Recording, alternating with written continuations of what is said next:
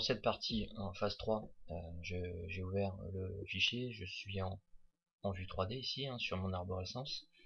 Donc je vais mettre en vue de faux plafond niveau 0, donc dans la partie génie climatique. Et puis l'objectif ça va être de rajouter une bouche et de le connecter. Donc dans mon navigateur de système, je suis là, vous êtes là, on ouvre, on arrive sur le réseau de soufflage, j'ai 1, 2, 3, 4, 5, 7, 8, 9 bouches. Il va falloir arriver à 10 bouches, donc je vais tout simplement la sélectionner. Quand vous la sélectionnez, vous avez la possibilité après de déplacer d'un point, par exemple là ici. Alors c'est pas très précis, vous allez voir les Z, les Z ou tracés ici qui apparaissent. Donc les pointillés, ça veut dire que c'est horizontal. Voilà, pour le coup, c'est dans un axe.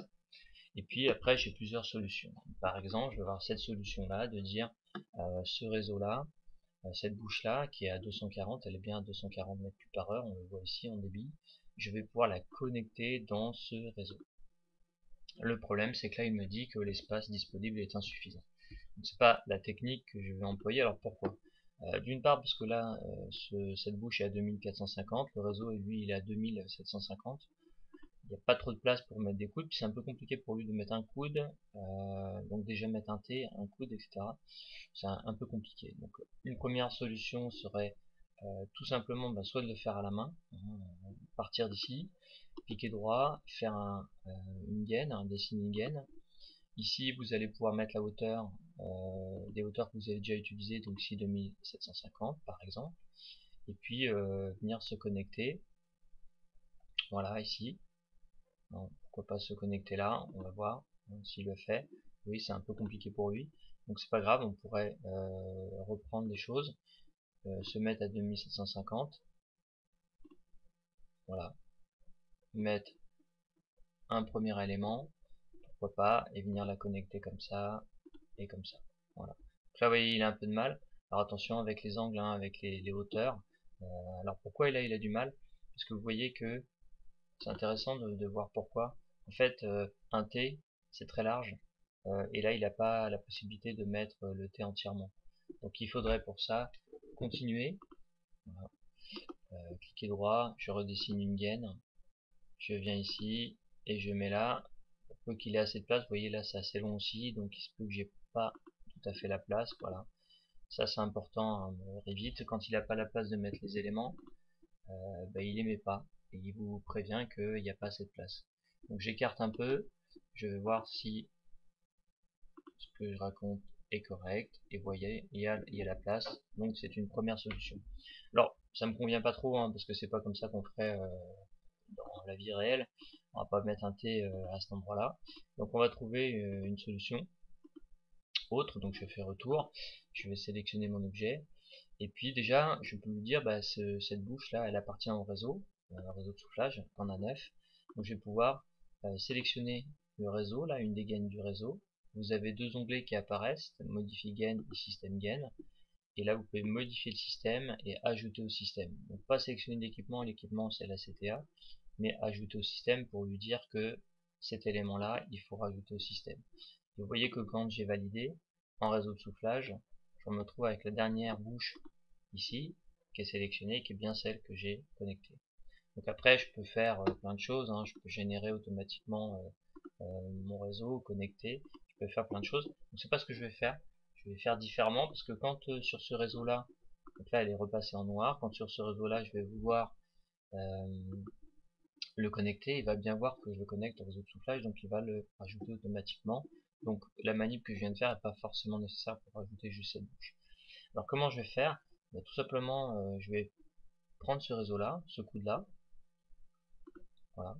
Ici vous avez un plus qui vous permet de passer en T. Vous sélectionnez, vous cliquez droit, on va faire une gaine, tout simplement, qui est toujours à 2750, on le voit, puisqu'elle hérite de ce réseau-là. Je vais le mettre ici, voilà. Je vais faire échappe, puis après, regardez, je vais utiliser encore échappe, échappe deux fois. Je sélectionne cette gaine-là, cette bouche, pardon, et ici je vais lui dire, tu connectes dans ce réseau-là. Là, ça va être plus facile pour lui, et il va trouver directement le chemin. Et en plus de trouver le chemin, il va aussi la rajouter automatiquement, on a bien 10 bouches de soufflage. Alors si je vérifie, toujours bon de vérifier que les débits globaux ont été changés. On a sur le réseau global ici, on a un débit effectivement qui existe, hein. Donc il a bien pris en compte, parce que s'il n'avait pas pris en compte et qu'il y avait une déconnexion, il m'aurait mis 0. Je vais procéder de la même manière avec cette bouche qui est aussi à 240. Donc je vais cliquer dessus, sélectionner la boue. Attention là, il faut bien se mettre dans le vide, hein. Sinon vous avez l'accroche objet qui peut vous bloquer. Ensuite je vais sélectionner le coude, le plus, voilà. Et puis tiens, je vais vous montrer une autre technique. Donc je vais faire clic droit, dessiner une gaine. C'est la même technique mais le résultat n'est pas tout à fait le même. Voilà, je vais le mettre ici, je fais échappe, et je sélectionne, je connecte dans ce réseau, il va mettre le coude, pas de souci. Et là, j'ai plusieurs manières, soit je reviens en coude, hein, soit je reviens en coude. Donc là, à voir comment je peux revenir en coude. Le mieux c'est de le sélectionner et de refaire une gaine là, ici. Ou tout simplement, je vais pouvoir boucher cette extrémité. C'est une solution possible. Donc vous sélectionnez cette gaine là, et puis vous avez plusieurs options. Si elle apparaît pas, c'est que vous avez un petit triangle en dessous, hein, donc là n'hésitez pas à faire dérouler cette option là, hein, ici là, jusqu'à ce que les options apparaissent. Et là vous avez recouvrir les extrémités libres, voilà, et il va vous recouvrir les extrémités. Je fais échappe, ce qui fait qu'elle n'est pas ouverte. Donc dans analyse, ici, afficher les déconnexions, OK pour les gaines, il m'en affiche pas, parce que tout simplement j'ai bien bouché mon réseau. Et puis la 10e bouche est apparue à ce niveau-là. Voilà pour cette opération, on a juste ensuite à faire les autres qui manquent sur cette salle-là. Donc à nous de voir les bouches, les volumes, et à vérifier tous nos calculs.